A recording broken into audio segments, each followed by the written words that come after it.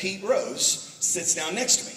Now, that may not be a big deal to some of you, but, Pete Rose, he's like, almost a Hall of Famer. You know what I'm saying? It's terrible. I know that was terrible. Anyway, so I called my friend. He was sitting there, and he had on this jumpsuit. He had all these diamonds. He had these gazelles on with diamonds and stuff. And I called my friend. I was like, oh, my gosh, Pete Rose. My friend's like, ask him if he's got a line on anything. No, he didn't say that. I'm sorry. But anyway, it was Pete Rose. It was kind of cool, all right? I get on the plane next week. I'm flying over to London. And Barry Gibb from the Bee Gees, okay? The Bee Gees, Saturday Night Fever, it was crazy. Took a picture with him and everything. And then get on the plane the next week, third week in a row, all the dudes from Pimp My Ride. They all Exhibit and all the guys from Pimp My Ride were sitting next to me. I'm like, oh my gosh, y'all need to Pimp My Ride! Pimp My Ride, Pimp My Ride! It's crazy, Exhibit.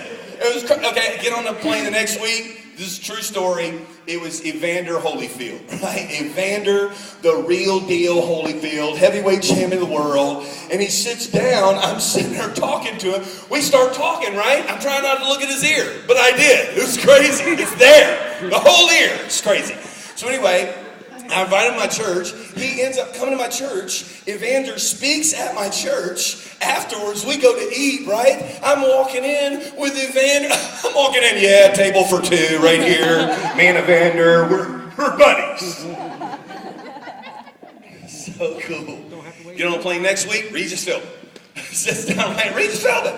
Get on a plane next week, Little John and the Yin Yang Twins. It was crazy. I'm like, oh my gosh. My friend's like, that's Little John. Had his little crunk thing. He's like, ha ha, yeah. And I said, what? He went, what? I said, what? He said, what? I said, huh? He goes, okay. It's crazy.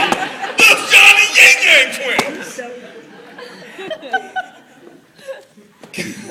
It was nuts. Every week. Next week, Stephen Curtis Chapman gets on plane, sits down right next to me. It's unbelievable. You're like, did you talk to him? I can't talk to him. I look like a wiener, I love your music, I just can't talk. So, get on a plane next week. It's a true story. Happened just like this. Every week. My staff, literally, they were packing my bags, and they're like, well, tell us who famous you're running into today. Because it just happened so many weeks in a row. So I get on a plane. This chick sits down next to me, right? And all of a sudden, this light-skinned brother gets on a plane, okay? Now, he was a light-skinned brother and had green eyes, and the dude was fine, okay? Now, I don't want to get corny with you people. There's my wife right there. I'm married to a woman. I'm just saying the dude was hot with two T's. You've got to give honor where honor was due. The dude was fine. I was like, dang, that dude is hot. I mean, he was hot, and he was all ripped, and and it looked like his shirt was just airbrushed on, six-pack, and he had a bag, and he was just walking down the aisle. And I was like, good Lord, that dude is good looking. Okay? And this lady next to me loses her mind. She's all, oh. I said, hey, this is a preacher, calm down. She goes, don't you know? Don't you know? I went, no. She goes, man, that's Malcolm from The Young and the Restless. I said, oh. I said, lady, I don't watch The Young and the Restless. But can I tell y'all, I stared at Malcolm the rest of the flight. I said, ooh, Malcolm's going to the bathroom. Malcolm's coming back. Malcolm's having some peanuts. Malcolm's having a Coke. What is my point?